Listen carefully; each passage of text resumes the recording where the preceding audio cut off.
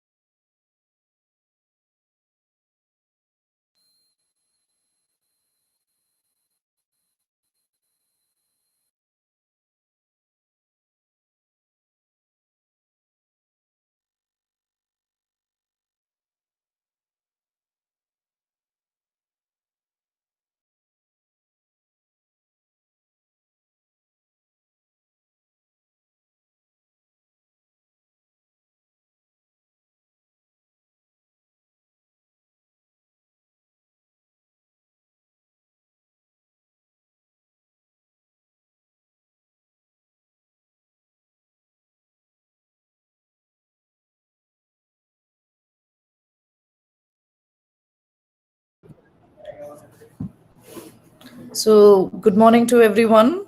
Hi, ma'am. Yeah, hi. So, please keep yourself muted in the call, guys, because we have about 100 of us in the call. So, except the presenters, the participants, please keep your mic muted. Good Just morning, ma'am. good morning. Good morning. A couple of housekeeping announcements. There is a chat tab on Google Meet. So if you have any questions for us, you're not able to hear, you have some streaming issues, please type your questions there. Or if you have questions regarding the presentation, instead of unmuting yourself, please do that. We do have a Q&A session where, of course, you can put your hand up and then we'll one by one admit people to ask questions at that point. Okay, so with that, I'm going to get started. I'm Aishwarya Venkatesh. I'm a senior scientist at CCMB. We have four speakers today. We have a 30-minute per speaker session. So we'll all aim for talking for about 15 minutes. And then there's going to be 15 minutes for question and answers from you guys on things that make sense or don't. Okay. If the other speakers want to briefly introduce yourself. Shriram, we can't hear you. Hello, everybody. Sriram here. I'm a senior scientist at CCMB. I'm a colleague of Aishwarya's, and I'm going to be talking about design elements of poster, research posters mainly, and happy to have you all on board. Thank you, Sriram. Poonam. Hello everyone, I'm Poonam Thakur. I'm a faculty at ICE Trivandrum and I'm happy to have all of you here resharing the information. Okay, cool. Raghu. Hi, good morning. My name is Raghu. I'm assistant professor at Sastra University, Tanjavur. Sorry, my voice is a bit hoarse, but I'll manage. I'm going to talk about color theory and tools for poster design. Cool. So I'm going to be presenting from a different computer so that we can keep allowing people to comment from the background. So you'll see me presenting from my postdoc Manoj's account. So I'm going to mute myself here and I'll just get my slides going there.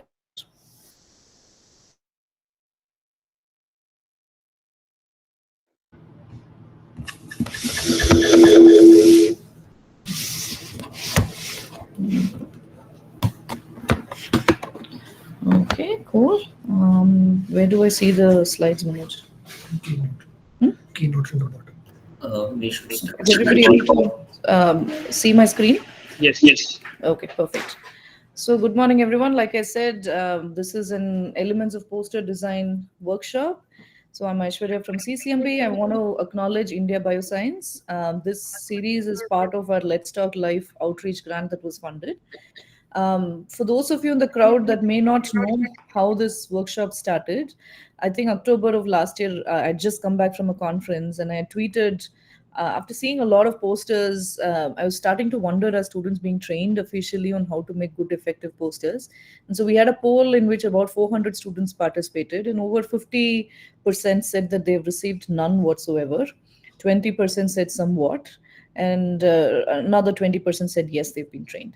So since that time, we've been thinking about wanting to put something together to sort of bridge this none whatsoever gap. And so I talked to my Twitter friends, and we have 4 of us today. So Sriram is a co-PI on the grant as well. And then we have Raghu from Shastra and Poonam from Trivandrum, who generously also volunteered their time. So the 4 of us together, we thought, let's pick topics that will hit at multiple aspects of poster presentation. So me and Sriram will be talking about elements of design, which is just practically what the do's and don'ts, if you will, of good posters. Raghu is going to be talking to you on color theory and AI in the use of posters. And we'll finish up with probably the most important thing. Poonam will talk to us about how to present effectively your poster. Okay, so we have a mix of different things. And like I said, we are keeping a hard stop at 15 minutes. So Sriram's going to time me, and then I'll time the rest of the speakers. Because we really do want this to be interactive. We want questions from you guys. And, we'll make sure to stop on time. So very first thing, you have a poster presentation coming up. I'm guessing you've submitted an abstract. You have a couple of months between the abstract to the poster. The first thing I think you should do, very, very first thing, is go to the conference website when you're getting ready to make your poster and look for the recommended dimension of the posters. Oftentimes, what we notice in conference are like posters that are too big or posters that are too small, and instantly they send out a message of a little bit of unpreparedness. So I think the very first thing you should do is look for the dimensions. Another thing is to pay attention to length and width. I've seen posters that sort of fall below the board because they got the dimensions swapped. Okay. The other thing that we make people in the lab do is, of course, you would have said something in your abstract, my poster is going to be about this, in hopes of collecting data, because there's months of gap between when you submit your abstract and you put your poster.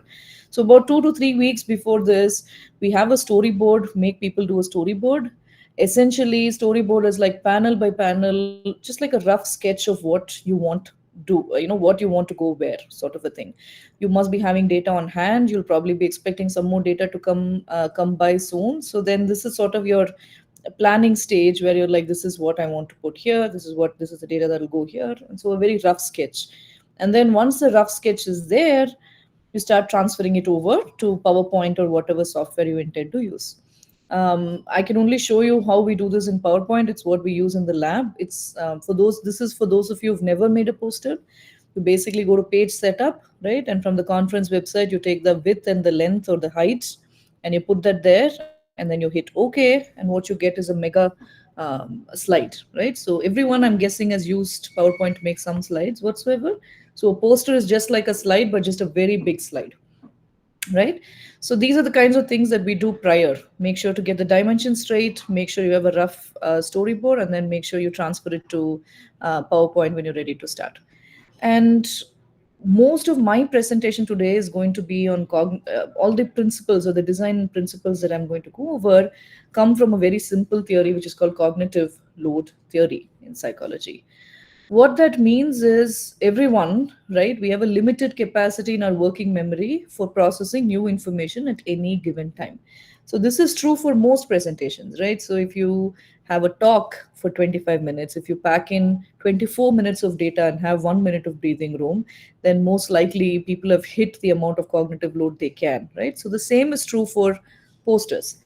So the amount of effort it takes from the audience to require that to process the information on your poster is what is called as cognitive load.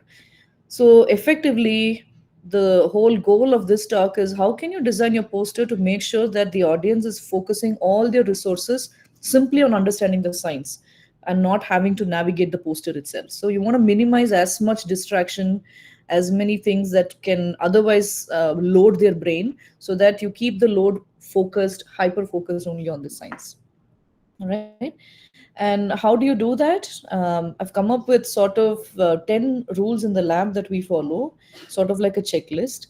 And I might not have put it together as rules. So this exercise actually forced me to think about all the things that we do and like organize it into a checklist so that it's easier for you guys to sort of just tick it off as you're going through your design.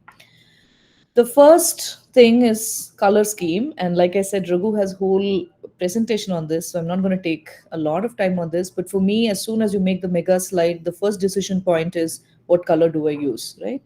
And here I'm going to say stick to simple color schemes, right? Either go for a dark background that's like dark gray or black, or go for a background that's white. And you want to avoid colors that are like gradients or very bright colors like blues and pinks and yellows and greens and orange, because it really does put a load on your eye to sort of pick out the data from such a bright background. And I also want to point out that if you have a lot of fluorescent microscopy images, a black background tends to lend itself very well. The images sort of stand out from that. And if you have lots of plots, quantitative data like graphs and plots and heat maps, then they stand out better on a more neutral background like a white background. I should also tell you that black background takes a lot more work, because after putting a black background, you should do a lot more removing of background of your images to make sure that it looks good on a black background. So if you're making that choice, make sure you're aware that it's going to take you a little bit more time to make it. All right. So essentially, in a nutshell, choose a simple color scheme. You want the content, you want the focus audience or the audience to focus on the content, not have to look at really bright color schemes. Rule one, right? Rule number two is choosing an intuitive layout that minimizes distraction. Now, there are so here's like a template that's commonly used. You have your title, you have your names and affiliations, you have your university's logo and a lab logo, if you will, and then you have panels, right? Most labs or most posters go through some sort of design like this. Now, assume that you're standing in front of the poster, right? And the audience is already stretched from listening to talks all day, and they're probably looking to quickly grasp what is going on, and their eyes are going to roam all around the poster. You want to stick to a scheme that's not going to minimize distraction, right? So having your data organized in a manner like this, where it goes zigzag between each side of the poster, can really be difficult for the audience to sort of keep track of what is going on. And while they are looking at the other half, they might be tempted to look at something that's below that, which might not be the linear process. So you want to put your boxes or your panels together in a way that you're able to control their attention, if you will. So in the lab, we encourage people to follow a scheme where they're going from top to bottom, right? It's still a left-right scheme because humans read in left to right, but we're doing a hybrid where it's left to right, but also top to bottom. So you sort of control their attention to one by one by one, and then you move over to the other side of the poster rather than having people go everywhere, right? So pay attention to the layout, because that really makes a huge difference when you start presenting your poster.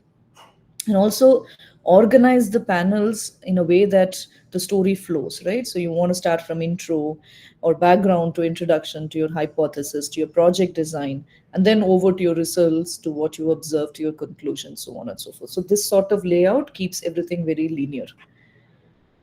So one's good, one's bad. You guys understood which one is which. And rule number three, this is another thing I see. It's an obvious one. I think it doesn't require a lot of discussion, but oftentimes there is a temptation to choose some flurry fonts, right? So you have on the top the same title in different fonts. First one is decoding the regulatory mechanisms that drive regeneration. I think it's the easiest for our brain because the shapes and the kind of font is something that we are familiar with. So our brain is not putting extra attention to sort of also figure out what is written, right? So that they can dive quickly to the science. Whereas the other four below are more flowery, and there is a temptation to use all these stylized fonts. But I think you're best or you're better off avoiding some of these and sticking to a very simple font. And the other thing is, please keep your font consistent across the whole poster, and the size should be the same for all the headings and the subheadings. So don't mix and match fonts in a poster. That also makes it difficult for the person to switch gears. And this is not even conscious effort on part of the person, it is subconscious effort, but it takes away from what they should be focusing on, which is actually just your science. All right. As far as what fonts to choose, I think anything like Arial, Helvetica, Times New Roman, Futura, all of those are, I think, simple fonts that will get the job done. And this is another thing. I think this, you can't control it at the stage of a poster in some cases, because while you're making your abstract, you would have given a title. But in many cases, you can actually keep your title a little bit more modified if you need to in your poster. I think most conference organizers won't have a problem with that. And again, this comes from knowing your audience, right? So I just come back from two back-to-back conferences, and at the end of the day is when most of the posters are somewhere during the middle of the day, and you're already overstretched. And you're going to get titles like this, investigation into the differential effects of high frequency theta burst simulation. You get my point. It's a very descriptive title. It summarizes probably all of the science. But when you have people that are skimming by or walking by to see, should I invest my time in this poster, this can sort of overwhelm them. So I always suggest keeping something that's more broad and simple, so that you draw your audience into the poster and you can hit them with the complexity layer by layer, rather than having them overwhelmed right off the bat. So I always say keep your title something that's more generic, something that's simple, so that people are interested enough to want to walk to your poster, not overwhelmed enough to walk away from your poster, right? The another thing, this is a huge pattern that I see oftentimes, is one of the easiest things for people to do is to take your paper which is already out, or paper that you're summarizing, or your thesis that you've written up, and then take all of that and then convert it into your poster, right? So you'll have posters that start with an abstract like this. So this is a complete abstract. And again, keep in mind that if there is someone who's already primed in your field, they want to come to this, they're probably going to be okay with this abstract, because they're already invested in understanding what this means, and they have the jargon and language ready in their brain to allow them to process this. But if you're having someone who's not steeped in your subject, someone who's new, who's trying to decide whether I should go to this poster or not, seeing this swath of text can actually be pretty overwhelming. And it's definitely something that most of us won't want to wade through. And also, it's repetitive, because people have been given an abstract book which already has your abstract, right? So if they want the abstract, they can always go back to that. So instead, I think stick to making graphics as much as possible. It does take a little bit more time, yes, I agree, but it does make your poster much more accessible and readable, right? And it's a one-time investment, because anyway you can use some of these graphics in your talks as well. So this holds true for pretty much all sorts of text in your poster. Whole summaries that are this big, or results that are this big, or abstracts that are this big. Generally try to avoid paragraphs of text anywhere in a poster. It's not readable and it's not accessible, okay? And this is becoming something that in recent times I've been seeing this happen quite a bit, which is poster sessions are happening at a time when parallel sessions are happening, or participants are asked to display their poster on day one, and the judges will come by whenever they have time to judge it, or people can check it out throughout the day, right? And what this means is you need to be crafting your poster in such a way that even if you're not around your poster, people should be able to understand what's going on, right? So they should be able to read through, comprehend your signs without you being there to explain them panel by panel. And what I mean by that is, again, there are two kinds of people. Keep in mind, the people who are already steeped in your subject, they might be able to follow through even without a lot of guidance. But the general audience that's trying to learn new topics, which will probably be the bulk of your audience, they can't process some of this information on their own. And you can't design it in a way that, yeah, I'm going to be here, I'll tell them, because you may not be there, right? So the same sort of result with a little bit of context we have previously shown. So in the same information is there in both cases, but here we have a paragraph showing what they're looking at and what that means. And this is not even as descriptive as it can be. So it can actually, it can be a lot more descriptive than this, okay? And this goes through with also fluorescent images. If you have colors, tell them what the antibody is and what it stands for well ahead of time on the poster, rather than standing there and saying in red you see this gene, or in green you see this, right? So better to put that information there, because also people have differential pace in which they catch up, right? Some of them might quickly skim through and they want to do it on their own instead of having you go word by word. So craft your poster keeping in mind, if I'm not around my poster, can they still read and make sense of it? This is another thing. I think all of us use the second half of our poster for data, right? So you have data which can be in the form of graphs, it can be in the form of heat maps or whatever. And oftentimes you'll see something like this where you have a bar plot and you have an result, or like, in our investigation, we tried 3 or 4 genes and we found that, this gene is the best, right? And again, this goes back to the attention span or decluttering for them to be able to quickly get to what they need to get. So the same sort of result you can slightly modify by using color and aids, visual aids to your advantage, right?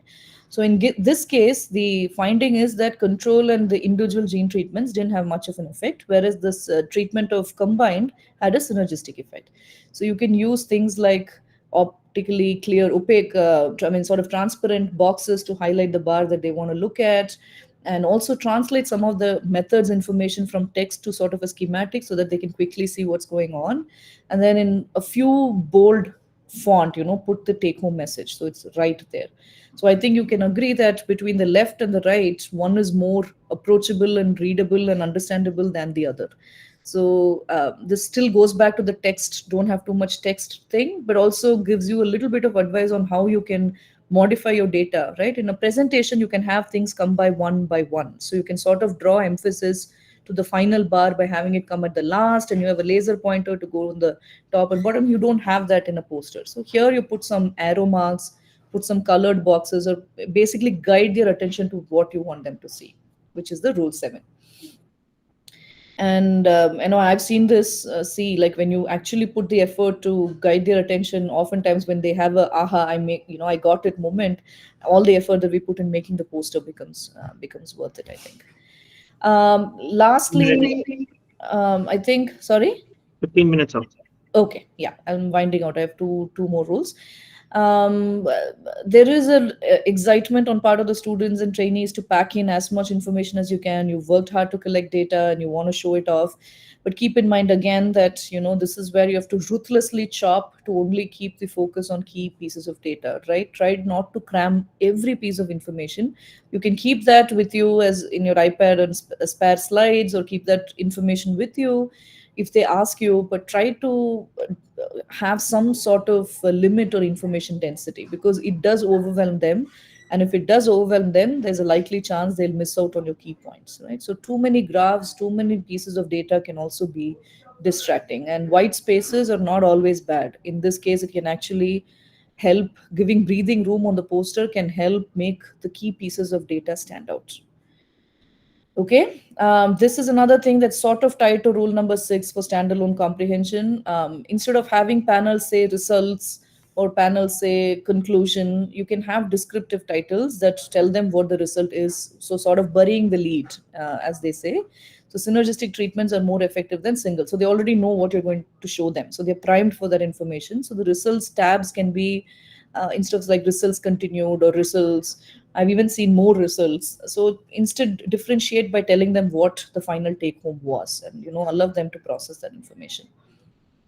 Lastly, this is a pet peeve in some sense, but it's I think it's something that again works a lot in decluttering information. Whatever margins and boxes you use, try to keep that consistent rather than having these boxes that are sort of decluttered. In other sense, adjust the presentation to fit the boxes of your poster rather than varying each section of your box to accommodate the data.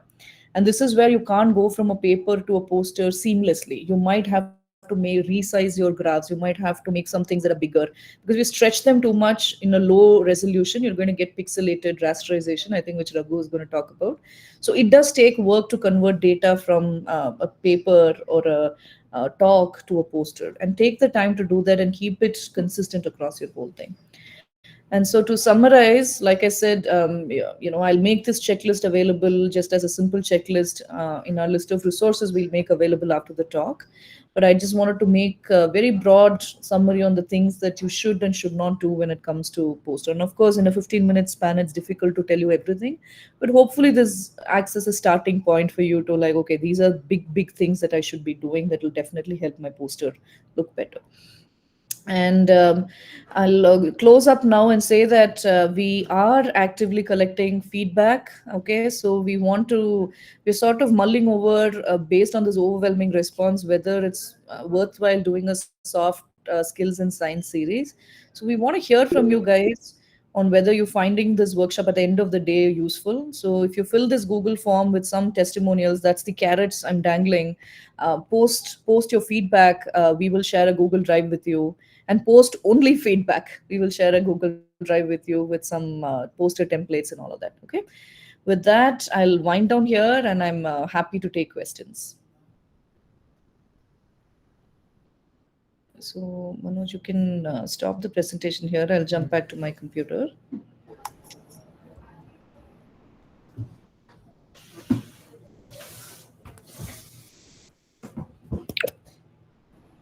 Okay. So, does anyone have any presentation questions regarding the presentation? Can you type aside on the chat box if you have any questions? I know some. I think Yeah. Ria from my lab raised her hand. So Ria, if you can just ask your question. Oh, she did? Okay, let me see the I panel. just saw it briefly. Let me see. I don't see anyone's hands raised. I saw a notification. Okay. Okay, let me just quickly. But Ria, feel free to unmute yourself and go ahead.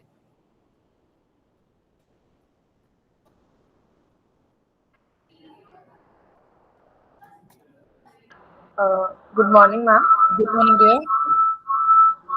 Can you mute yourself? Yeah. Ria, you can mute. Yeah. So actually, I templates. So can we like get it via those QR scan? Sorry, what were you asking? I think post that feedback link in the chat box. So, Ria, you can repeat your question again. It was not clear. post that link to the Google in the chat box. The Google Forms is in my presentation, no? In the last slide, I think that's what she's asking. This link, just post that. So for all those who are asking about the Google form feedback, I'm putting that in the chat box now. So after all the presentations are done, please take please take it only at that point. You'll see it posted from Manoj. So we have some questions coming here. How to be precise, how to have precise information in a poster presentation. This is from Pooja Rani. I'm not sure. I think what you're asking is how to have a how to make sure that information is precise. I think it goes to the same thing. Trim out your data. Only keep the things that are very relevant to your story, and make sure that all your axes are labeled. Make sure that everything looks interpretable even without you around. I'm guessing that's what you're asking. The other person who's asking is Grishma. She says, "Is it okay if the data is ordered in horizontal boxes rather than two columns?" Sure, you can. You don't have to follow a two-column strategy, but just make sure that you're not having to walk over from one end of the poster. I've seen students shift to the other end to present this half of the poster, then come back to this end to present this. So that's why I said if you have two columns, then it's easier. You stand on this side, you present everything, and then you move to the other side. That's why we said those things. We also have Sheetal asking, does review poster presentation make some impact? Sheetal, can you clarify a little bit more? I think what she means is instead of data presentation, if you review a topic and present it as a poster in a conference. Conference. Sure. I mean, yeah, as long as it doesn't always have to be data. We've been in plenty of conferences where we've seen people promote a particular tool, a particular algorithm, even a particular conference in some cases. So as long as the information is kept appealing and accessible, I think review posters can also have impact for sure. Any other questions? Is caption necessary for the figures in a poster? I think yes. I'm different. People might have different opinions. I think captions are absolutely necessary for people, and it goes in line with the standalone comprehension part. So if you want people to understand what that map is saying or what that graph is saying, a simple figure caption goes a long way. I think not have something detailed like in a paper, but something that allows them to quickly look at that figure and interpret that figure is definitely useful and helpful. Any other questions? Okay. I have a question regarding the color scheme. Do you recommend to use a colorblind friendly palette for that purpose? So I think Sukriti, I'm going to have Raghu take that question after his talk, if that's okay. We'll put a pin on it and we'll come back to that question once Raghu's done his whole presentation. So we're, I think, inching closer towards my time. So I'm going to hand it off to Sriram now. And guys, keep the questions coming, right? Don't have to wait and we'll tackle them. All of us are equally able to answer this. How do we deliver a poster in front of an audience? Mahendra, I think Poonam will tackle that in her talk. Hello? Yes? Just have them call. Yeah. So Sriram, go ahead. Yeah, you guys can see my screen now? Yes. Okay, so I hope you can see my full screen now, guys, and I hope you can hear me clearly. So thank you, Dr. Aishwarya, for that very engaging and informative presentation. So I'm going to be talking about the other side of poster design, which is mostly the don'ts, kind of like the yin to the yang of what Aishwarya spoke about. And just before I start my presentation, I just want to let you guys know that it's been a lot of fun talking about SciComm with my friend and colleague Aishwarya here at CCMB. And Let's Talk Live was born out of such conversations over coffee. And this is just the beginning. We got funding from India Alliance, and we are also in the process of making some really cool videos about various topics. Some of that has been listed here, as you can see in the slide. And make sure to subscribe to our YouTube channel, which I will post in the end. And as part of this series, we are going to be looking at some of the don'ts of poster making. Okay. So the first thing that I want to talk to you about is actually there are a lot of things that you should avoid when you make a good research poster. For example, when you look at this particular poster, this is just a sample poster which has dummy text in it. And essentially, if you notice, there is just too much text, too much information here, and also very little amount of images, right? So this is what I see when I see a poster like this, right? But there are several caveats to a bad poster.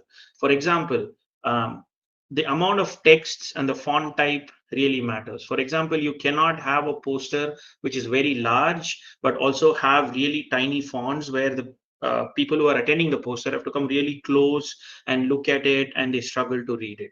And the second thing, and I'm going to elaborate on these in the next slides, that is very important and that should be done better, is the text to image ratio. So you need to have a good ratio of text to images in a good research poster. You cannot have too many images with very little text. At the same time, you cannot have too much text with very few images, like you're seeing on the left here in this poster. And the third thing I want to talk about, and Raghu is going to elaborate on this much more, is the color combination of the headers, the subheadings, and the overall poster. So for example, if you look at this poster on the left, you have a very dark blue color as the overall background, but you have these headings in another shade of blue, which doesn't stand out that much, right? Although the font is white and it stands out. The fourth thing is the poster size. So essentially, I'll get to it and why that is important, but it's very important that you have poster dimensions that are fitting into the confines of what the conference tells you to do or the place that you're going to. And those things become very, very important at the actual venue of poster presentation, right? And as we go along, we'll see why these are important. Each and every one of them is actually okay. So I'll start with the amount of text and the text to image ratio, right? So for example, if you look at this example on the left, so I have an image And I have actually, to the right of this image, put multiple texts of different sizes. As you can notice, for an image of this size, some of the texts that are appearing on the right side seem to be okay. Some of them seem to be too large. Some of them seem to be too small. So this is something that you have to sit and optimize when you're making a poster.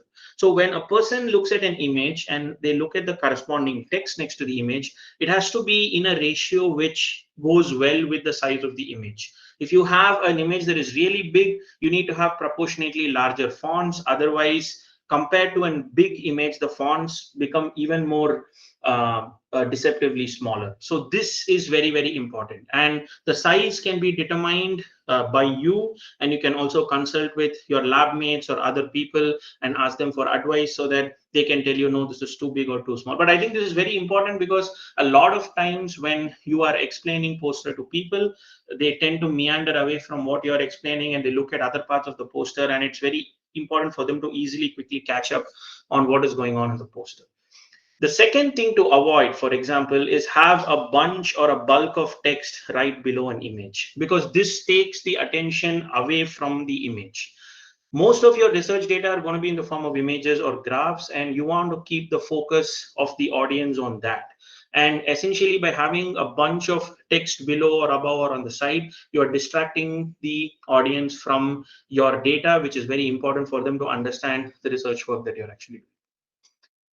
For example, this is something that you can actually do. The same image, instead of being explained verbally in such fashion, you can actually have arrows, you can actually have text that talk about the conditions in which, for example, the stuff that I'm showing you happens, and you can actually give different colors, and you can give some information on what, for example, microbe you're using or cell line you're using and all of that. And in a decently smaller font, you can actually have a figure legend. And a lot of times figure legends are useful when either you're not around to explain the poster for some reason, or if you're explaining to somebody else and the other person just wants to take a look at it and wants to know what is going on, right? So changing the font a little bit with the same amount of data and adding a little more color and different size text and figure legends makes a lot of difference and gives a lot of clarity for people, right? And as Aishwarya was referring to, some fonts are simply not good for posters, and I've put a few of them here, and try to avoid fonts that look kind of cool but cannot be read that easily, right? So things like this old New English font style and all of that, I don't think is a great font to use for posters. So try to go with the simple ones like Arial, Verdana, or Times New Roman, or Helvetica. Calibra is also fine, right? So moving on, next thing is the color combination. This is very, very important, right?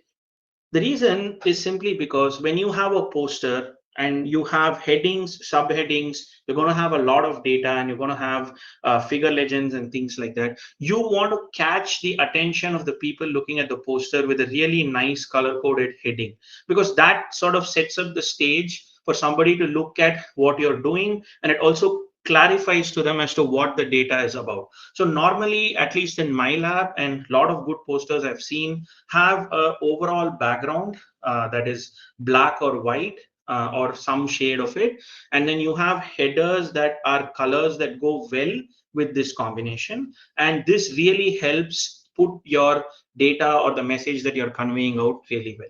As you can see in the right, for example, with white, we use things like pink or brown and stuff, light colors that are not going to hit you right in the face. And Raghu will talk more about what colors to use and not to use. And then you actually have clear, concise headings. It should not be too verbose. At the same time, it should not be too small. But if it can sort of overall describe the question that you're interested in, or what the experiment is going to convey, then it becomes really useful. Ignore the content in these posters. These are taken from some of my lab posters. But what I'm trying to tell you is that the color combinations of the background and the headers and the footers really matter. And what I also always recommend to my lab, and something that I really like, is if you can actually have a figure followed by a small take-home message beneath the figure, it becomes really useful for people who either joined your explanation a little later and are trying to understand what the previous figure means, or if you're not around, if they want to just read the poster quietly, the summary message really helps them, because they can read the summary and go back and reinterpret the data themselves and ask questions if they need any clarity, right? So the color combination of headers, subheadings and footers, and the overall background color of the poster really matters. Do not go for colors that are overpowering, where the attention is on the background color and not the font color or the image color or the heading. So that is really important. For example, on the left, you have a very powerful blue color, which I find it to be very distracting. And I would never use such kind of a color as a background, right? And while I was actually preparing this talk, of course, I came across a lot of good posters, but one of the posters that caught my attention was this poster, and I primarily like it because this poster actually has been segregated nicely, although there are some caveats to this, and I'll go into it. For example, the person who's done this poster has done a really good job of putting a nice heading along with where they are from, and the categories and subcategories have been nicely divided. The data is actually are shown very clearly with minimal text, and the flow of information is very nice. It goes from top to bottom and from left to right. So it is easy for anybody who's there next to the poster to follow this sort of data. And shout out to this person for doing a great job at doing this. And it's also important for you to understand certain caveats. You cannot cram too much information into a poster. Most of the posters are designed to have probably 5 minutes of somebody's time and a maximum of 8-10 minutes if somebody is going to judge your poster, or if somebody is really interested. And that is extremely important, right? And what's going to happen is you're going to have some sort of a nice way of doing things if you have a minimal time frame for poster explanation, because it gives more time for questions and things like that. And also always try to have a future direction section, because that becomes really important, and it also opens up rooms for discussion and things like that.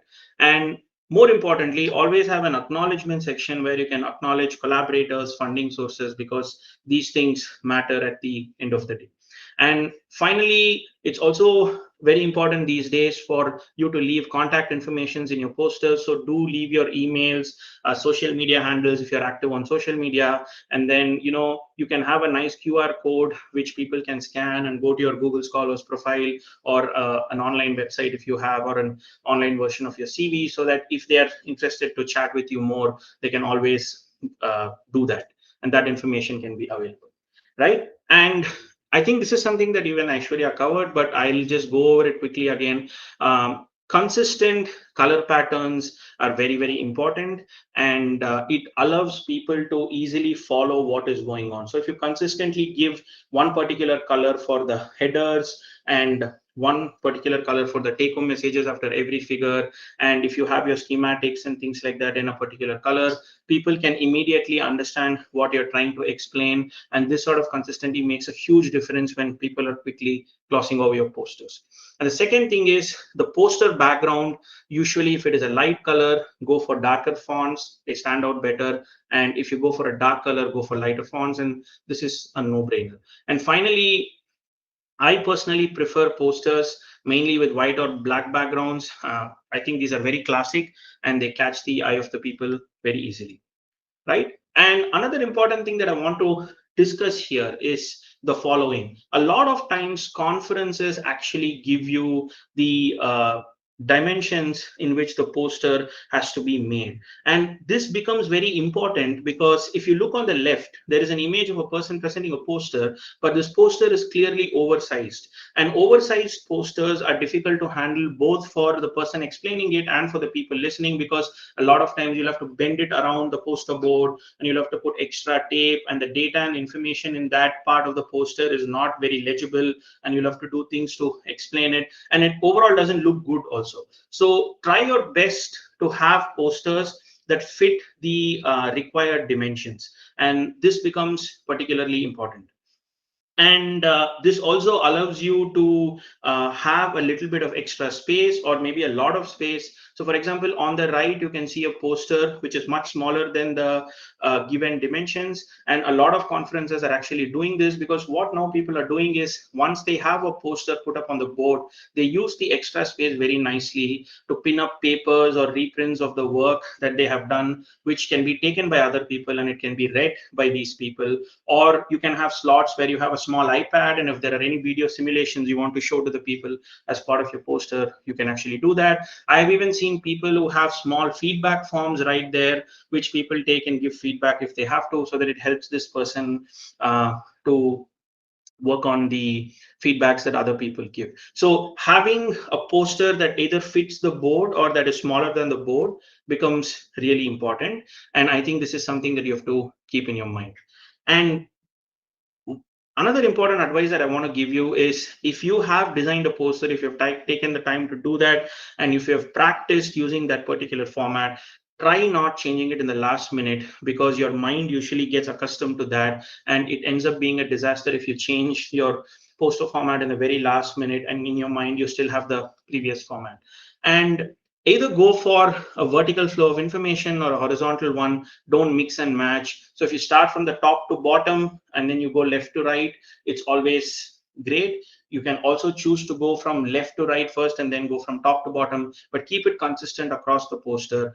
And I'm generally not a fan of posters with circular layouts. I find it very confusing whether to go clockwise or anti-clockwise, and I feel like the information is all over the place. So I generally prefer this very rigid left to right, top to bottom approach.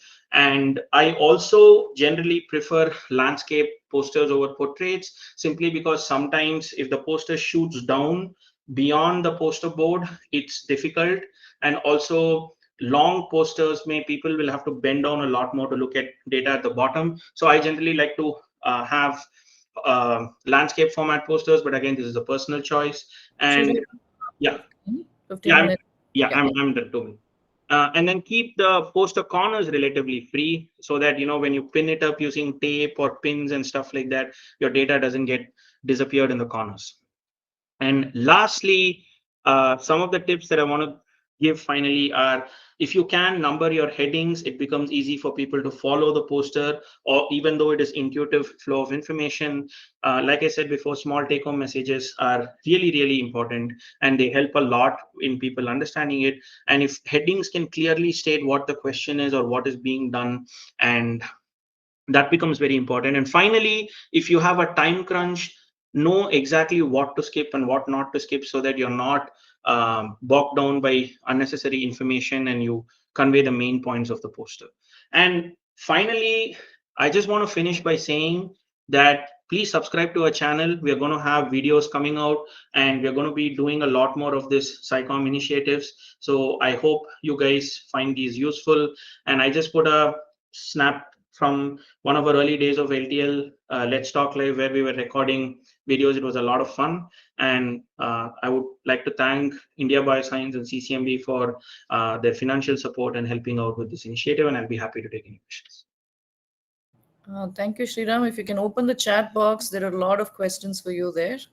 Okay. Starting from Yogeshwaran K, who's asked, can we present unpublished data or should it be from published papers? I've seen people present work from their labs. So I can just read out the question if you Yeah. want. So Yogeshwaran, that's a good question. See, look, I think the point of going for a conference and having an engaging discussion is to get feedback for your unpublished data. And I think it's important that you should not hold back too much of your unpublished data, because conferences are a great place to get good feedback. It might prompt you to do good experiments and really push your or elevate your paper. So definitely try to present unpublished data, because published data, people can always go and read your paper.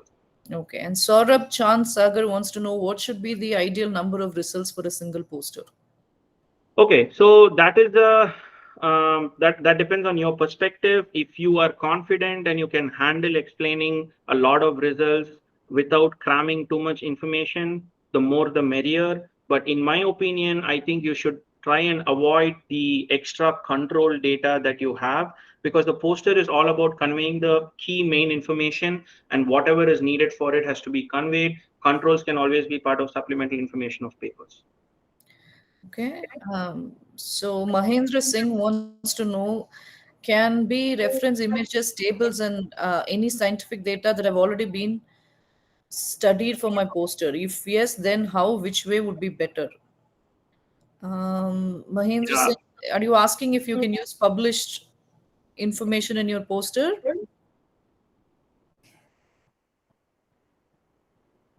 I think I'm going to assume that. Okay. And the answer is, Mahendra Singh, you can maybe review it as a part of a review study where you're looking at recent papers on a particular topic. But yeah, so in that context, it definitely can be done, but I don't think it can be done in any other context. But you will have to cite them properly. And I would also recommend writing to the authors and letting them know that you are probably going to be presenting their data as part of some poster, and it's always good to get the author's consent or approval on it. So Saurabh also wants to know, is it better to give the take-home message in the result title itself, or should we explain it separately in some text boxes? My strong preference is right after you have a result, you can have a nice take-home message right at the bottom and close that part of the result section, because when you move on to the next one, people are not going to remember your previous results. So I would say keep that as a loop. Explain your result, have a nice heading that leads to the results, and then a take-home message that summarizes your results. Okay. Sneha wants to know, landscape is better, but sometimes the conferences only have boards that are in portrait. So what do we do in this case? Yeah, so Sneha, if the conference is restraining you to a vertical poster, I think you have no choice, because a landscape poster on a vertical board is not going to work out. I'm just saying that if they give you a free choice and if there is a large board that is available, which is too large for you to fill a poster, I generally recommend landscape, and the extra space can be used for filling up your preprints or brochures or designs if you have it, and things like that. Okay. So we have more questions. Sinchana Butt wants to know, how do you put conclusion and take home messages in a way which doesn't feel repetitive? Very good question. So the take home messages should not be a repeat of the heading, but rather it should be something that has only come out through your explanation. So it is for people who can't catch your explanation, for them to come back and say, okay, so this is what you are trying to say in this context. So I think that is what I mean by take home messages, and definitely try avoiding repeats of the heading, because that defeats the purpose of a take home message. Shringika Soni wants to know, is it okay to present introduction, rationale, and objective of the study in form of an image? Though it will minimize the theory part and it's easy to explain, but results section already has images. So will this lead to increased images in the poster? So, Shringika, that is up to the sort of introduction you want to give. So, a lot of times, if you're describing a particular phenomenon like we do, I think images are really important, because when we start explaining about cell shape and morphology without images, it becomes difficult for people to catch or grasp. I would still recommend going with images, as long as you are saying don't have too many images, because people tend to get a lot more visual information from images rather than text or you explaining it. Okay. Saurabh also wants to know, some people want to capture pictures of the poster. Doesn't this make our unpublished work a bit vulnerable?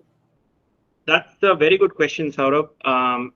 All I can tell you is it depends on the kind of field you're working in, what sort of competitive nature your field has. Some fields in biology are very competitive, some are not. And it also depends on who is taking the photo, of course. But generally, most PIs are good about this. And from my personal experience, at least, most of the times photos are taken because people really want to go back and look at it. So have a chat with them, have a chat with your PI, and then. But it's good. Have a defined policy on what to do if somebody comes to take photo. Right, and I want to pitch in with this. I think it's absolutely okay to say, I don't feel comfortable with pictures also, right? There is no obligation on your part to allow people to take photos of your picture. For Right. instance, in our lab, we have a policy that we don't allow photos of the posters, simply because much of what we show is completely new and unpublished. And while we're happy to share all the chat, or chat about the science, we'd rather hold on to some other information because it's sensitive. That being said, if they're just taking a poster of some schematic that they liked or an illustration that they liked, a specific small portion of the poster, then that's fine. So you could leave a comment saying post pictures not allowed or something like that. So that's And also, I think it's always good to have a defined policy which you discuss with your PI and have that in your mind so that that doesn't take a lot of your bandwidth in sort of a scenario where you're like trying to explain a lot of things to a lot of people and you're sort of wired with things in your head, right? right. Yeah. So I think I might ask Poonam and Raghu to jump in for the next batch of questions, since we have a lot more coming in before Sriram finishes. We have 7 minutes, just so we have some variety of, opinions. So Poonam, if you want to unmute yourself. We have Gauri Anekar asking us, if we incorporate unpublished data in a poster, will this be considered plagiarism if I want to publish that same data later on? No, Gauri. If because anyways it is your own data, right? And it is plagiarism only once it is published as a research paper, and then you are rehashing the same images or data sets in another that whatever is going in the poster is like your first set of results you are putting out for the field, and that won't be a problem. Okay. And Vanshika wants to know, what if my two data pieces are related and I can infer anything? What do I do in that case? I'm not sure if I really understood the question. Perhaps Vanika wanted to see unrelated and it's difficult to infer anything. Vanshika, can you clarify your question? Meanwhile, I'll jump to another question, which is from Banvi Kumawat. A poster should contain both abstract and introduction, or can we only have introduction? She's asking if we need to have both or only introduction is sufficient. Raghu, do you want to put two more? Yeah, thanks. So your poster should have, as Sriram was saying, a good ratio of text to images. So if abstract and introduction are repetitive of the same content, then you decide which text you want to put and how much of that has to be go there. Okay, so you cannot have a wall of text just because you have space. Okay, so you should have that balance. So the best way to do it is play around with it and then have a third person from your lab look at the poster and see if they're able to get the big picture of what you're trying to say. If they are not able to get it, then you need to add more information. And if they are getting bored, their eyes are glazing, then you probably have to cut off some text. Okay. The other But question. I also wanted to pitch in with what Poonam was saying with the plagiarism. So once it happened that we submitted our paper and my student had presented the same thing as a poster in a conference, and a reviewer pointed out that this has been presented as a poster, and so why are you submitting this paper? It's been published.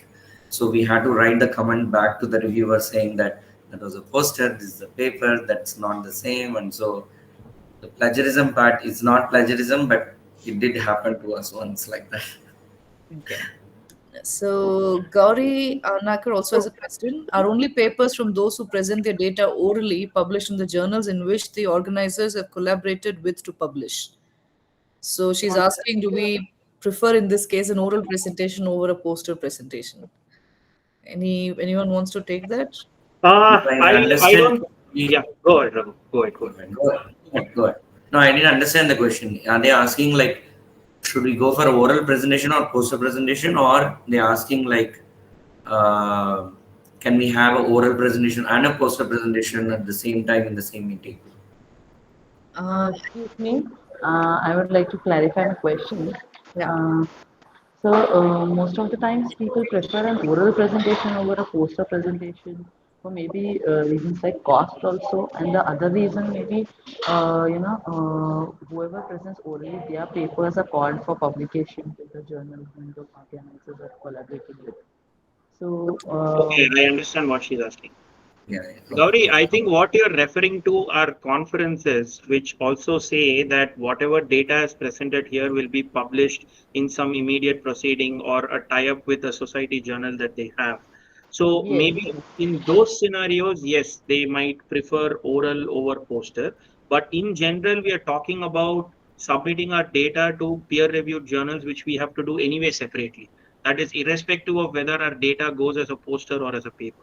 So there is no discrimination at that point, because all of these peer-reviewed journals have specific formats in which the data has to be presented to them, and so regardless of what you present it as, it's not going to matter in that scenario. Okay. There are So- also instances where the oral presentation is like 10 minutes. You can't present everything in that oral presentation. So many PIs, what they do is they pitch in at the end of their presentation a slide saying, my student is presenting this poster, there are more data there, kindly stop by the poster. This is very, very common. So it happens like both ways. Okay, it depends on the conference organizers, whether they are giving you an opportunity to present oral presentation or a poster presentation or both. Okay, I didn't know that. That's one of the colleagues will present a poster and the other will present an oral, the same data or a partial data orally, right? That's what you mean Well, to it say. depends on the story you're trying to convey. So if the oral presentation is 10 minutes, there's only so much story you can talk about. The minor details and very in-depth data has to go into a poster. Okay, so but then if the PI has like half an hour time to talk about the presentation, or you get an oral presentation to talk about half an hour, then you can always say, I also have a poster and I can have further questions and discussions at that time. So it works both ways. Right. So maybe we can take the last question by Vanshika. Yeah, I think Poonam can take it. So if I could give inference or conclusion only after presenting 2 to 3 data sets, is it okay if I give my inference at the end of my poster only? Vanshika, this is totally fine. See, ultimately, you are the teller of your own research story. Whatever we are telling are kind of guidelines to make it easy. These are not hard, fast rules that you must do it exactly like that. Ultimately, what you do is driven by the data you present and the way your story is coming together. If that is the way you think is the best way, you should absolutely go ahead that way, as long as you can make a good sense of the story uh, that you are presenting with your data. Great.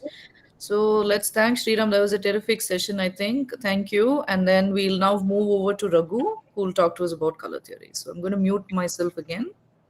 And guys, keep the questions coming. So we'll do the same thing at the end of Raghu's talk. We'll take some questions. And if there's a lot, we'll split the burden and, answer everything as best as we can. Thank you. Okay. Yeah. Let me. Okay. So today I have a little bit art benty slides. So I'm going to talk about both science and color theory. Before I start, I thank Aishwarya Sriram for organizing this, and it's kind of like very apt that we are doing this on the National Science Day. So happy National Science Day to everyone, and also like really thank you for the opportunity here. Okay, so basics 101. In the visual arts, we talk about color theory.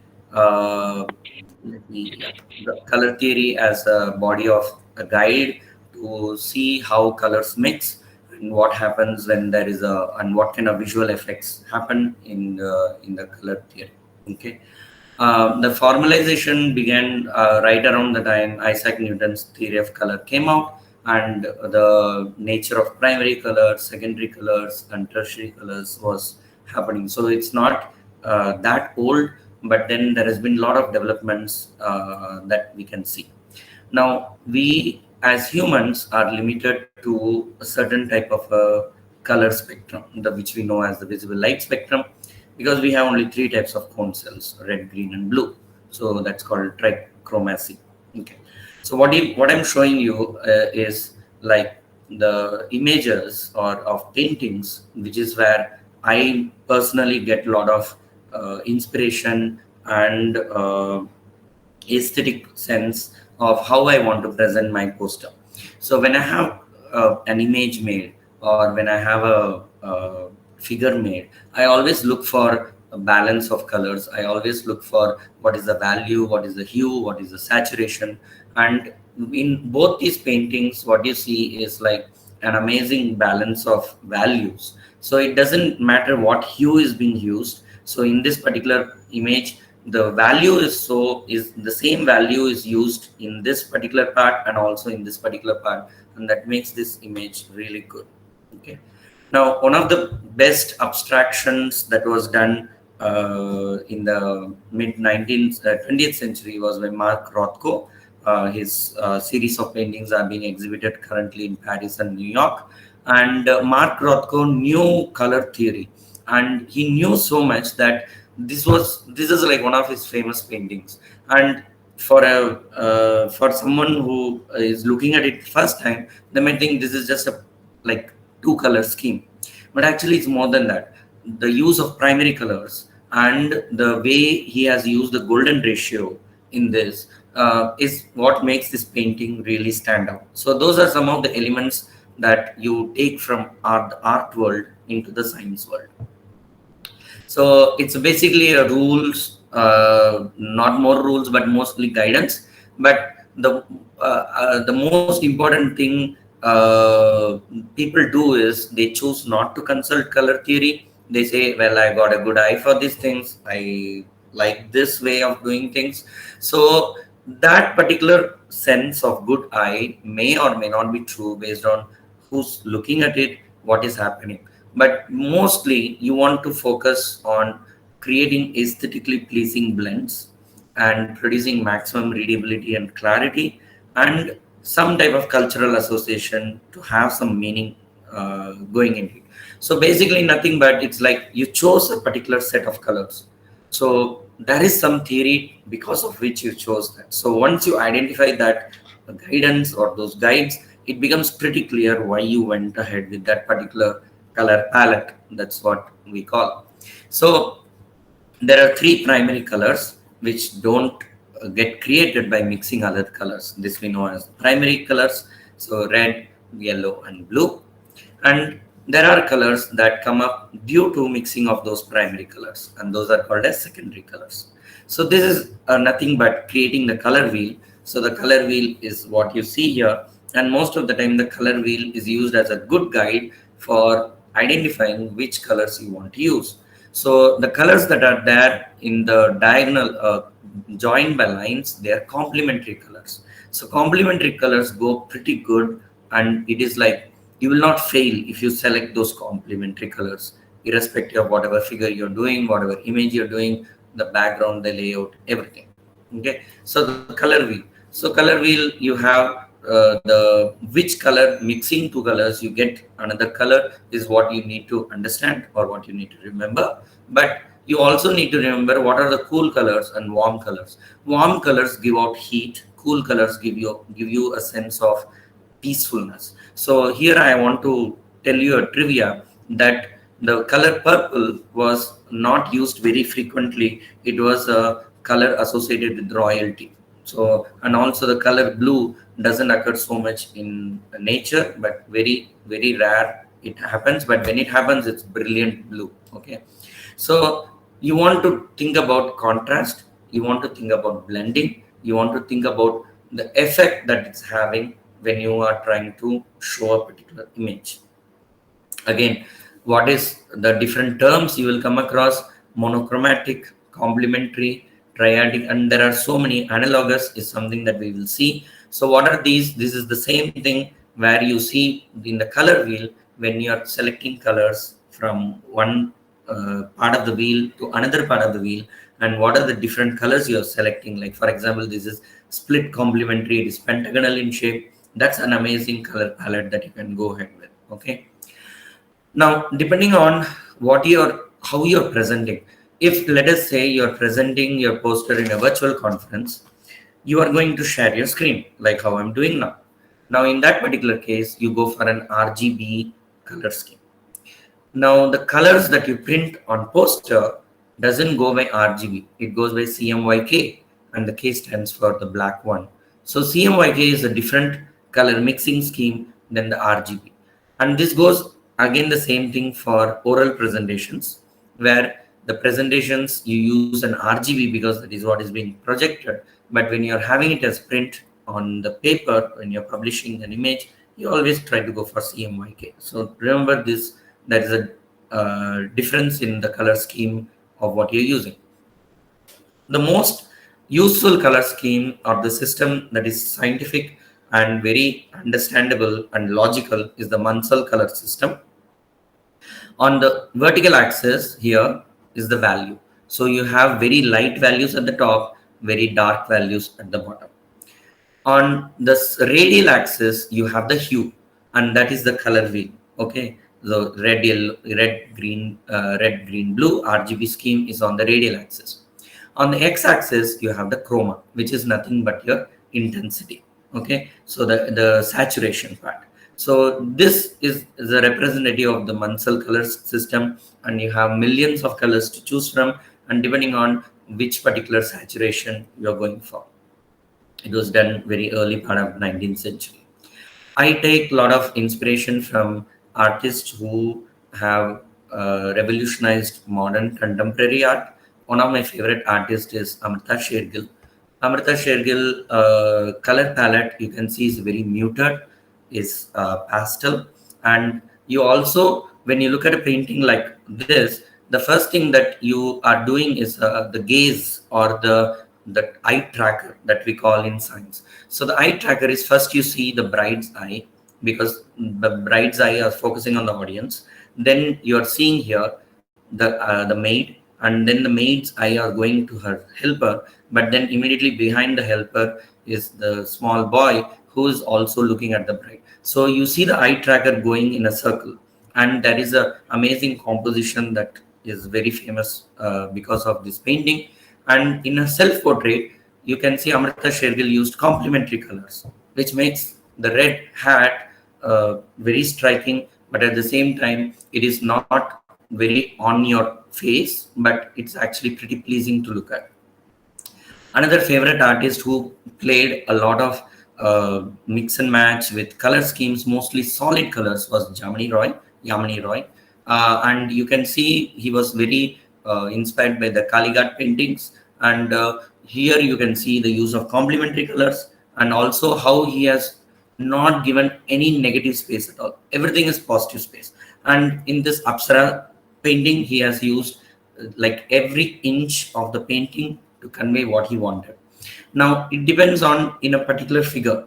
For a post inside a poster, you have a figure, and how much of it you want to use the space. So you can again see the color that he has used. It's a red, green, blue. It makes a very balanced painting, and also, as I said, it's like no real estate is wasted in this painting. So it doesn't go for a poster, but for a figure inside a poster, you want to think about how much space you want to use, and some inspiration can be taken from Yamini Roy's paintings.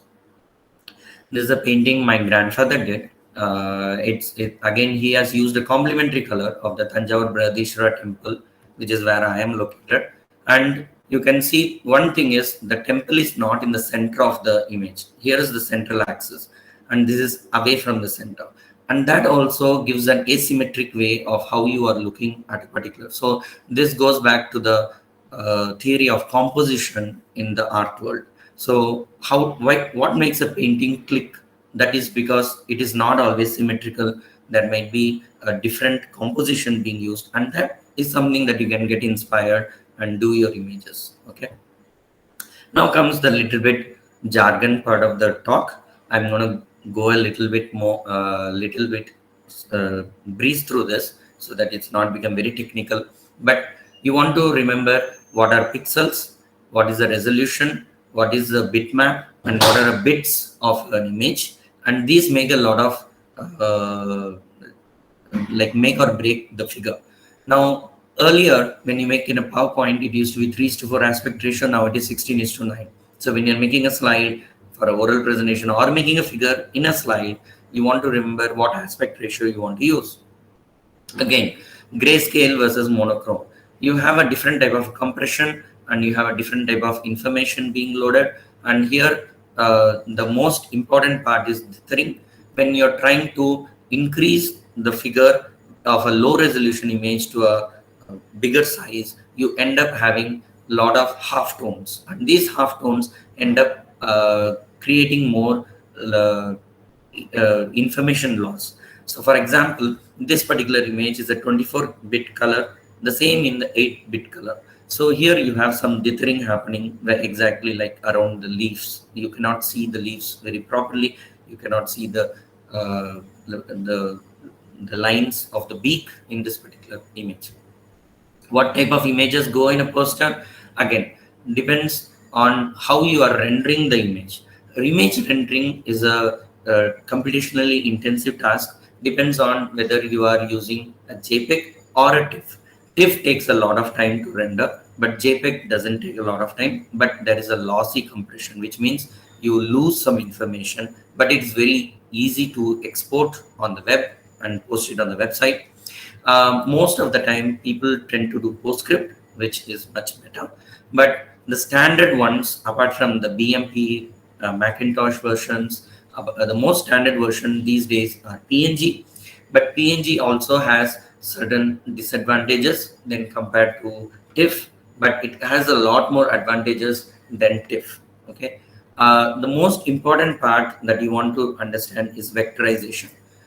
PowerPoint is a very good tool for creating vector graphics images, which when you zoom this particular character to the largest extent, you still see very clear lines, but you don't see that in JPEG and PNG, and that is where there is a limitation with those type of images. So when you're going for your printing of your poster to printer, and then you're saying high quality image, okay, high quality print, and then they print out high quality because whatever quality you gave is what they're going to print. But if they are not getting a vector image, then they are probably end up getting a third rasterized images. How do you select a color palette? The most easiest way is to go to adobe.com, the color palette Adobe, and then you can create your own color wheel. Now this one, what is shown in the screenshot, is a complementary RGB, where you can see it is a this particular color and this particular color are complementary, and here you have the color palette. You can export this, and there is another color palette called Pantone colors, which is very famous in the field of fashion and art world. And Pantone color comes with a code, and if you specify that Pantone code, then you can actually get that exact same hue and saturation. Raghu, I think you just hit 15 minutes. Yeah. Okay. Yeah, I'm just going to finish. The most famous color palette that we use in journals is the Nature branded color palette. This is a copyright of Nature. So if you are inspired by that, you can take from that one. Someone asked about color blindness. Color blindness is an important concept because we have to make our poster inclusive, and it has to make sure that you are able to address different types of color blindness. This complete color blindness is very rare. This is not what anyone is aiming in a color palette, but mostly the other forms of color blindness. So how do you make your color palette color blind friendly? You can go to Color Brewer 2. Here I have used 3 data classes, and this is the color palette for that. If I use 9 data classes, here's the color palette for that. You can choose this and you get the RGB value or the hex value. You can export this into any PowerPoint and any tool that makes a poster, and you can get a colorblind friendly version. You can also use Chroma.js, which is also a colorblind friendly color palette generator. And there is a color oracle. Any image that you made, there is a small preview box. You move this box around, you can see whether your image is colorblind friendly or not. Okay. Icons, there is BioRender, which is very famous, but there is Bio Icons, which is open source. You can get a lot of icons and you can see the numbers, and this is a community driven project where people deposit their icons and you can use it without any licensing issues. Then there is, let us say, a clip art you want to make, but you don't find the clip art in Microsoft or Mac or any tool, then you can use AutoDraw. Here I used my mouse to draw a glass, and then it suggests me using AI what type of image or what clip art I need. And this is vector graphics. Okay. One of the tools that I commonly use for my students, and I also use it, is Inkscape. Inkscape is an open source is an alternative to Adobe Illustrator, in which I make posters, in which I make publication quality images. And there are a lot of advantages of using Inkscape because it is an SVG format and it is also vector graphics. With that, I'll stop. I'll take questions. Great. Thank you, Raghu. I'm just going to read out some questions that have come by. If you're going to be an evaluator for a poster presentation, this is from Yogeshwaran, what will you be looking for? Should it be novelty or is it the volume of supporting data that they have to prove their hypotheses? Okay, if I'm going to evaluate, the basic thing that I want to see is whether there is a connection between the title and the flow of what you have put in a poster. Okay, it doesn't necessarily mean that you have to dump a lot of data into a poster, but you have to put appropriate. This goes back to the balance between the text and the image that Sriram was talking about. And this is, you have to show data just enough to say the proof of concept for your hypothesis, whether you have enough data that says your hypothesis is true or you have negative results. It can be depending on your context, but you want to have a coherent story. You want to have the big picture along with the details that goes for the big picture. That's what anyone is aiming for. Thank you. Debashish Sahu has his hand up. So can you ask your question? Hello, madam. Am I audible? Yes. How to produce the vector images? Can we convert the normal images, the FPG images, to the vector images, or we have to produce it separately? No, you can create. There are conversion tools, but you can convert a TIFF image to a vector image because TIFF images are raw images that you can convert. But if you're making images, like for example, a plot, okay, and that plot can be made as directly as a vector image in R, MATLAB, and PowerPoint. They actually create vector images. So we can generate any plots or graphs into that also. Yeah, you can generate plots into directly as a vector image, and they will not deter at all. Yeah, very high quality images. Yeah. Thank you. Surat Devan has her hand raised. Surat? Hanji ma'am. Sir, I want to ask that suppose I make a number of graphs in R or any other software. So how do I combine them and then save them in a higher DPI? Okay, so in Inkscape and in PowerPoint, when you're saving it, PowerPoint by default has 96 DPI, 96 dots per inches. Okay, that's a very poor quality image. So what I try to do, or what I do the shortcut if I'm using a PowerPoint, is that I convert it into a PDF. PDF has a much better DPI and a vector graphics conversion, and then I save it to an image. But in Inkscape, I can specify what are the DPIs. Usually for color, you go for 600 DPI. For grayscale plots, you go for 300 DPI, and that's the maximum resolution that's allowed or possible.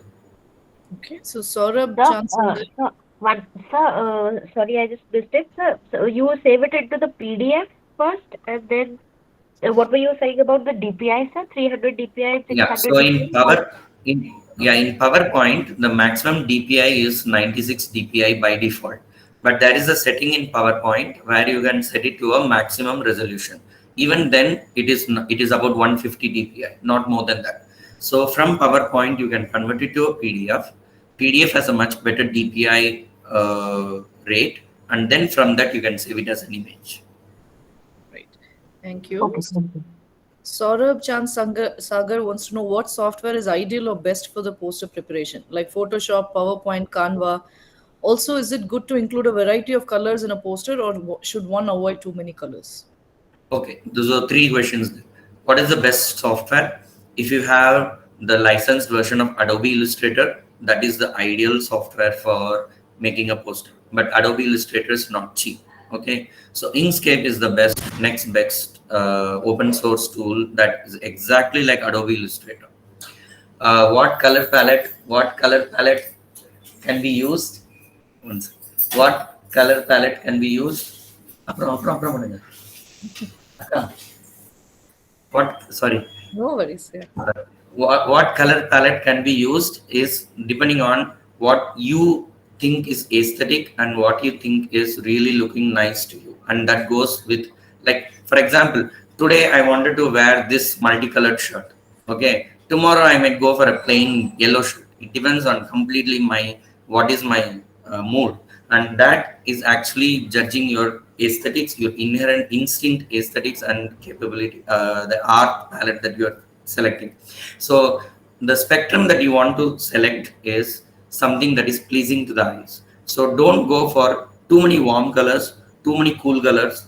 You make a balance of warm and cool, and so that you can actually take up only by looking at an analogous or a monochromatic or one of the color schemes that color Adobe color palette chooser. You can rotate that wheel and you can actually select which palette suits you. If you are not sure of anything, just go by the nature journal color palette, which is very pleasing to the eyes because it's muted, it has a pastel palette, and it's very nice to look at. Okay. Thank you, Raghu. And Gauri's question, I think you've already answered. Is Inkscape available for free? Yes. Inkscape is available for free. It's open source. I know someone who contributed to Inkscape where if you stretch an image, that is the aspect ratio, if you change the aspect ratio, it doesn't dither and it automatically fits the vector graphics according to the size of the image. So there are a lot of user contributed add-ons that you can add to Inkscape.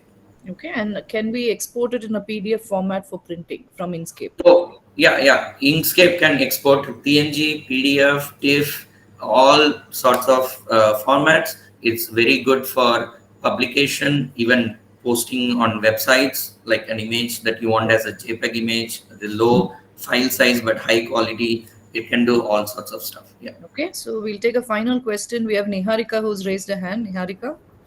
Hi, thank you for the talk. It was very interesting. Can you tell me if I have to create an image that has about 12 colors and I have to give contrast to demarcate groups, what would be the right strategy to choose colors to give that contrast? Okay, first select what will be your most, like you have 12 colors. Now select which color is going to have the most information in your figure. Okay, so that based on that color, select the color palette and in the color wheel, and then go to the Munsell color scheme and then select the contrast and the value.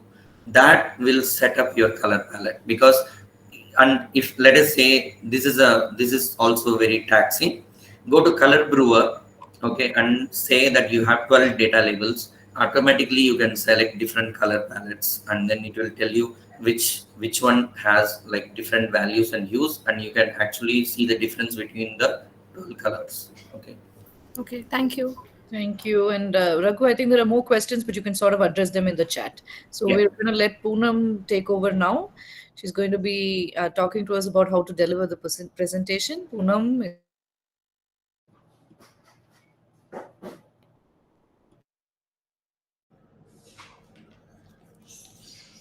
All right. So is my presentation visible to everyone? Yes. Am I audible, right? Yes. Okay. Thank you. So first of all, happy National Science Day to everyone. And I'm really happy to see all of you really engaging in questions and, really actually living the science that you all care about. So my name is Poonam Thakur. I'm assistant professor in ISET Thiruvananthapuram. And those of you who would wish to connect with me, I'm fairly active on Twitter, now called X, and this is my Twitter handle. You are always welcome to approach me for any help that you may need later on. Okay, so you have heard now 3 presentations on, how to make very beautiful posters and how to make best graphs, how to use the software and everything, right? So congratulations, you have reached the step. You have finally made a very, very nice, good and fitting poster, right? But when did you print it? If I take the survey of most people, 90% would be the day before you are supposed to travel for the conference, which is like the last day, right? But my first advice to everyone who wants to make a good and effective poster presentation is please do not print it on the last day. And now everyone is freaking out because that's how we all do. And we know why we do that, but we still, do that. But a good presentation actually comes from practice, practice, and practice. And if you really want to practice, you got to print it like around a week in advance and then practice using your poster, right? So why is it critical to actually practice in advance? Ultimately, what is it that you want to gain from your poster presentation when you go to a conference? First, you really want that people should come to your poster. You want to showcase your science. You really want to indulge in deep discussions about the subject. You want to maybe gain their feedback and say you are stuck with something, you can't understand how to interpret this piece of data, and you want some experts in the field can tell you, okay, this can be interpreted as this, or this could be a good future experiment. So some critical feedback. And also, hopefully, as a side effect, you may end up winning a poster prize. But unfortunately, what happens is, because most of the students are preparing their poster at the very, very last minute, they do not get enough time to actually make an engaging presentation on the poster day. So how to do, once you have printed, how to actually make an engaging discussion on the poster. So the speech that you give on the poster when you're presenting it is what I will call as pitch from now onwards. And I hope some of you might have seen Shark Tank, and you know how the potential business owners come, they give a business pitch and then ask to raise money. So I like the word, so I'm going to use this as the pitch. So a poster is pitch for you to present to people that, this is who I am as a scientist, this is my school scientific story, and, give me your attention or your feedback or, some suggestions, or just enjoy the science, right? So how to prepare this pitch? First thing, I think this was a question some people have also been asking, how long it should be. So we have heard some figures like 5 minutes from Sriram, that, okay, maybe roughly 5 minutes. But I have a rule of thumb on how to calculate that how long your pitch should be. Imagine you go to a conference, there is a schedule, and then it is a 2-hour poster session from 2 to 4. And then check how many posters are going to be held in that session, say 60 posters.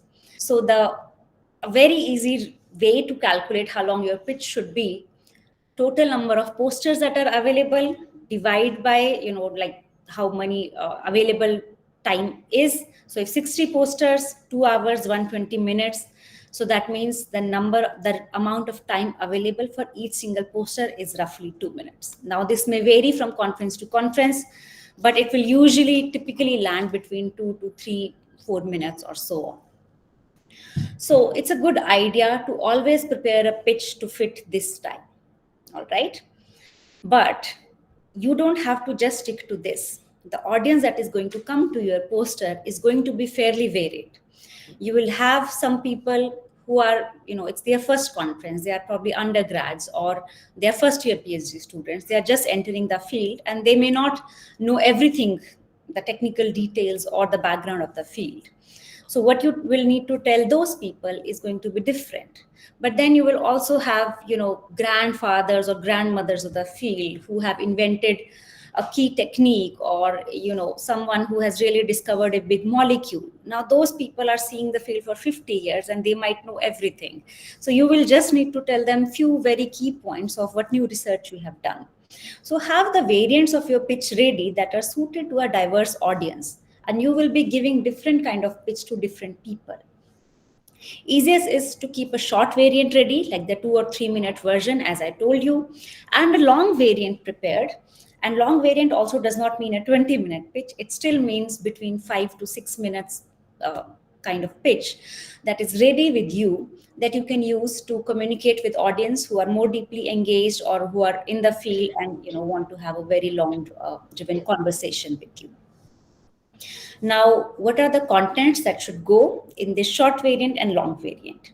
Most of the time, we are very happy to talk about our research in detail. But when it comes for us to explain it in 1 or 2 minutes, then we are suddenly paralyzed at what is it that we leave out? What is it that we include? So I'll just try to help you with a brief guide on how to design the content that you can present. So what to do for a short pitch, which is really going to be a 2-3 minute pitch. So this is like your poster. All you have to do is include 2 to 3 sentences, and the information to be included is, first, what is really your research question? For example, Parkinson's disease is an age-associated disease and there is no cure. Then use this background. But what is not known? But there is no cure. So this is your but, this is your question. Therefore, I wanted to find a cure for the disease and I evaluated the therapeutic this. And when using this therapeutic, what is it that you found? So I found it is able to reverse the neurodegeneration. It is able to rescue the behavioral deficits. And why is it important? Because it provides a new therapeutic intervention, which may be beneficial for patients in the long run, and so on. Right? So you are able to touch upon all the main elements in the poster, like your background, your research question, your results, and conclusion, without actually going through any technical detail. So don't include, I use this cell line, I use these mouse, I created a model by doing this surgery or that surgery. This pitch cannot contain all this information.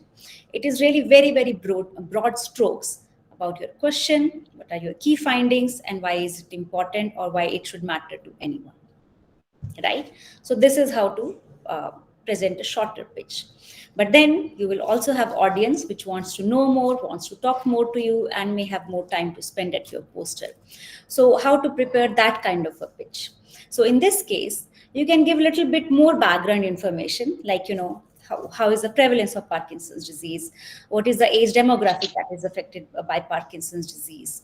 And, what was the missing thing? How did you come to your research question? That you were motivated by something that, a family member being affected, or your lab is working on this thing. They had these findings, then they wanted to carry on and understand how this X factor was, or whatever is your story, right? And then pick up your main key character in your story that you are telling in your poster. Is it the disease? Are you trying to make a model? Are you trying to make an interventional drug? Are you trying to, are you developing a new technique to, developing a new behavioral essay? Are you developing a computational method for some analysis? Whatever it is, pick the key character that you really want to showcase as, something that you have done or something that has come newly from your work, or that is a major backbone of your research, all right? And then you can weave your story around that main character. So once you have established your character, then you can talk about methods that, of course, why did you take that out? So if you're using a mouse model, that, we took this mouse because it shows these kind of features and it is very useful into what we wanted to look in. And then by evaluating these parameters, we were able to answer the questions. So you can spend a minute or two highlighting why your methods were the most suitable methods. Next, of course, you can explain the results. So this is what we got from your results. And then what is your conclusion of the story, or the take home we had discussed earlier. So what it means for your main character that you earlier established. So for PD incidents, or for PD drug development, or for Parkinson's new method of, anything that it means, what you can conclude. And from here, where is your story taking you? Is this a story that is now complete in itself, and now you have something you want to embark upon newly, or is this something more loose ends that you are still trying to tie off?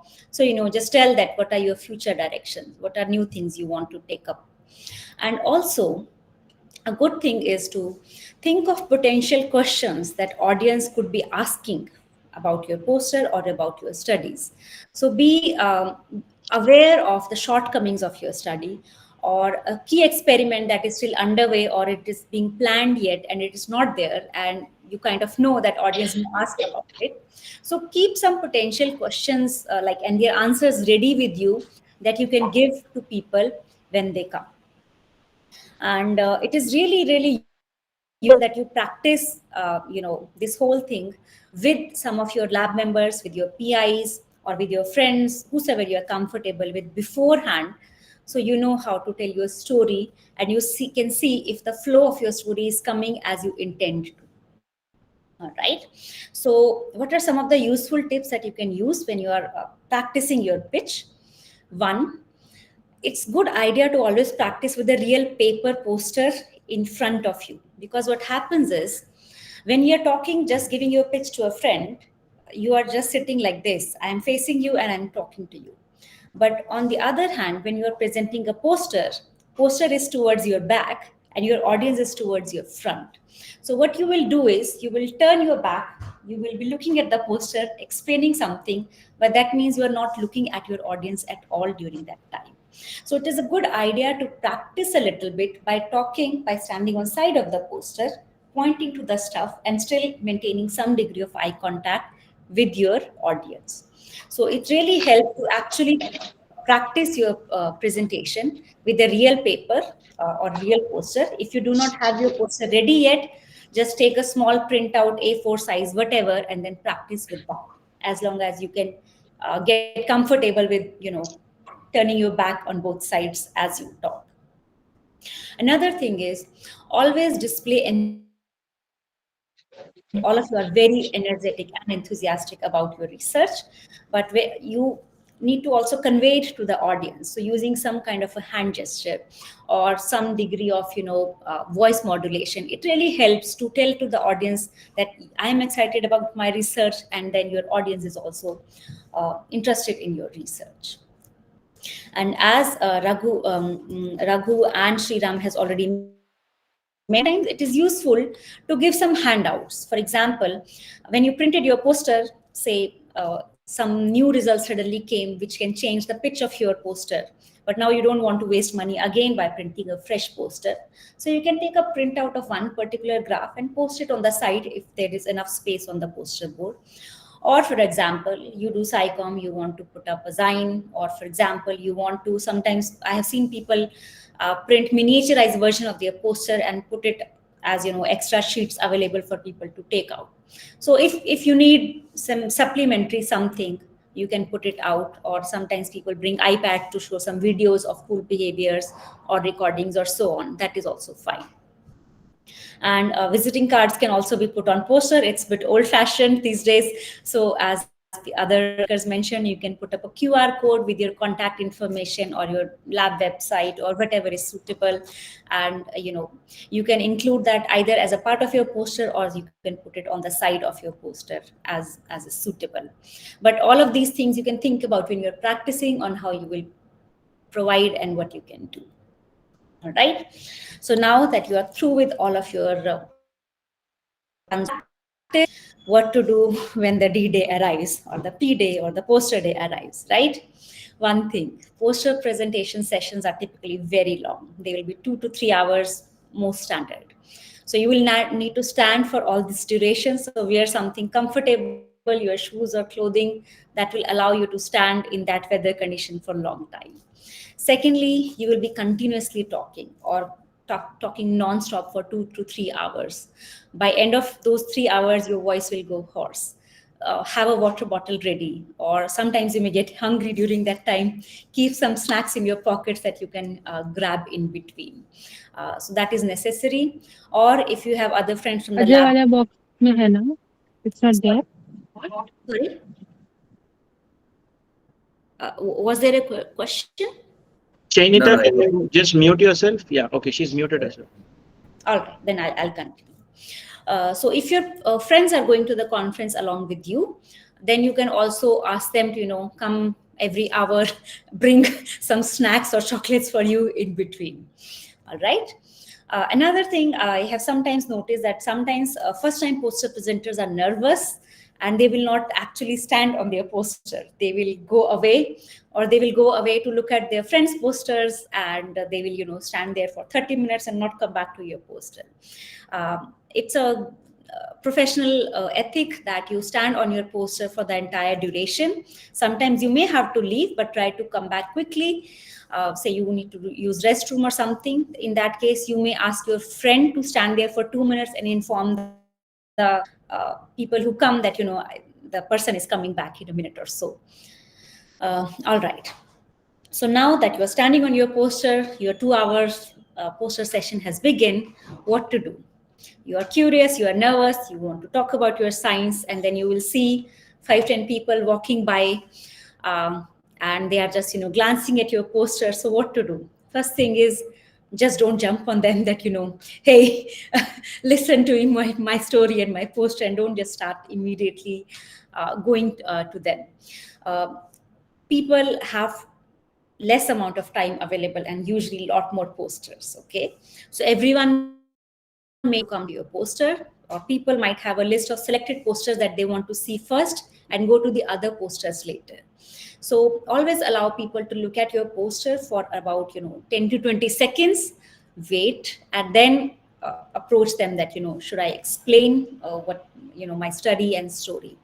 Also have an open body language, be inviting. When you see people passing by, nod to them, smile to them, that that you are ready to explain your science and your poster should they be interested. Another thing is sometimes people standing exactly in the middle of their poster board or in front of their poster board, then block their poster. It's always a good idea to stand on side of it, so you're not actually covering whatever your poster is, right? So if people are passing by, how to initiate a conversation? Some people are naturally good at it, some people may struggle a little bit. So some easy conversation starters are, if you see a person looking at your poster for more than 10 to 15 seconds, you can just ask them, would you like me to walk you through my research? Or say if your poster is about a topic that do you also work on the same research topic?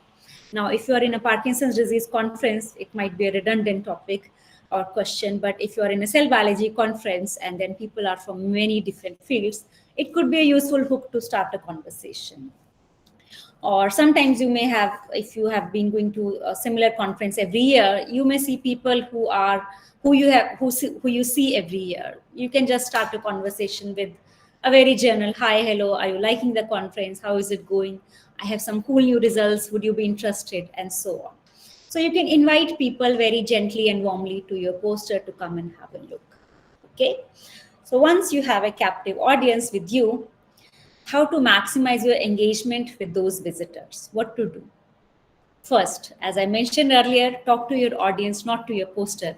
And it's more difficult because your poster is towards your back. So you should practice to go on side and then take turns turning in both directions. Secondly, as I mentioned, so you have prepared 2 types of pitches, one for expert audience, one for general audience or more beginner audience. One is a short variant, one is a long variant. But how do you know what kind of audience you have in front of you? So you can gently ask them a couple of questions. Hi, my name is so-and-so, and you, where are you coming from? Are you a PhD student, or so on? And by asking some general questions, you can gauge their level of expertise. Okay. Also, when you start to present your poster, take some breaks, give some pauses in between your talking. So once you have finished your introduction, then you can talk something to them, ask a question, and then go to your results, go to your methods, and so on. So, by giving such breaks, you make some space for them to ask questions in between. So you don't have to wait for them to, once you have finished presenting your entire poster and then only ask questions. Make space, give pauses so that if they have some questions to ask you in between, they can also ask those questions at that point. And one thing I have often seen is that many students practice their pitches beforehand, but what will happen is they will make it as a monologue, that it's like, for 10 minutes speech they have practice, and then once they start, they will continue to speak non-stop without breathing for 10 minutes. Please remember, your poster presentation is not a speech. It's not meant to be a monologue. And it's not like an exam with a timer on that. If you start speaking, you must finish it in 10 minutes. by the dot, and you cannot stop or breathe in between. A poster presentation is really actually meant to be a conversation. Even though you are the presenter, it's not necessary that you talk 100% of the time. Audience is with you. It's supposed to be a discussion and a conversation, and the conversation does not have to begin only after you are done giving your pitch. It can actually happen during your pitch. So what you can do, as a small helpers on how to do it. So in between, you can stop and ask, am I being clear enough? And this is a more polite way of asking, do you understand or are you following? Because that is almost, sometimes some people may feel offended that they think I'm not smart enough. So it's good to take responsibility on you to be clear. So you can ask, am I being clear enough on this thing? Or you can, ask in between, are you working on a similar topic? Or if you have gauged their expertise, or there are some experts in the field, you can ask them that, when you try to do similar technique, did you encounter same set of difficulties? When I was doing this, I found this difficult, or I was struggling through this thing. Or you can also ask that, if I'm taking these methods, would you also take similar? Or what are your thoughts on this conclusion or this method or something like that? So you can actually invite conversation, and it's a great idea, because as Aishwarya mentioned earlier, most of the people are with heavy overload of science, and most of the people are sitting in the presentations from morning to evening. So it's a good idea to not just have them listen, but also talk in between. It wakes them up, it evokes more interest from them, and they also feel more valued, and they would want to give you more feedback and more attention to your research if you engage them with some questions in between. Another very critical aspect I have seen is that, okay, you have a very good audience, you are going to have a very nice conversation with two people on your poster, and in between a third person comes, and then they are standing in the back, they are waiting for you to finish the conversation, but then you're on, and then they leave and they go away, and they may not come back. So as a poster presenter, you have to take a bit of proactive approach in managing the crowds or people that come to your poster. And this is where I have seen many students, not sure on how to do that. So how to manage the visitors that are coming to your poster? First, if you're already in middle of an ongoing pitch or story or conversation with, say, 2 or 3 or 4 people, if a new person is looking at your poster, even if they are not, just joining in, it's good to at least acknowledge. You don't have to speak anything. You can just verbally, non-verbally acknowledge them by nodding or smiling to them, that you have seen them and you will be coming back to them. Another thing you can do is, if your poster seems to be very crowded and people are coming all the time, it may be a good idea that, that the front 2 people are not blocking the view of your poster. So you can ask them to, get in a circle or kind of widen, so that more people can watch simultaneously, and no people are peeking behind that they cannot see half of your poster because people standing in front are blocking the view. So that managing of your visitors is onto you. And also, sometimes what happens is you find a person who can really answer your questions, or who are deeply interested in your research topic and really want to have lots of conversation with you. In case of those very, very deeply interested audience, it's a good idea to actually set up a separate time to talk to them, which is after the poster session. Because what happens is, when you start having those deep conversations on your poster, it deters newer audience from coming and listening to your poster, because they don't want to come in middle of a very engaging conversation that is going on, and then that conversation may stretch for 30 or 40 minutes. So your audience will not stay there standing for you to finish this conversation. So it's a good idea to set up a time with them that, hey, it's really interesting, let us talk during the dinner break, and then we will talk about this. I'll bring my laptop, we'll talk, bring them back to your poster later. So during your poster hour session, like 2 or 3 hours, it's better to try to engage as many number of audience as possible who are visiting, that that they don't go away from your poster, that they are not able to either catch time or your attention or something like that. So this is another critical factor to manage your visitors. And with that, I'll end my presentation. Main thing is, don't be nervous, enjoy your poster presentation. It doesn't really matter if you end up making some mistake in what you are speaking. Poster presentations are in that way that, you can just say that, no, sorry, I meant this, your course.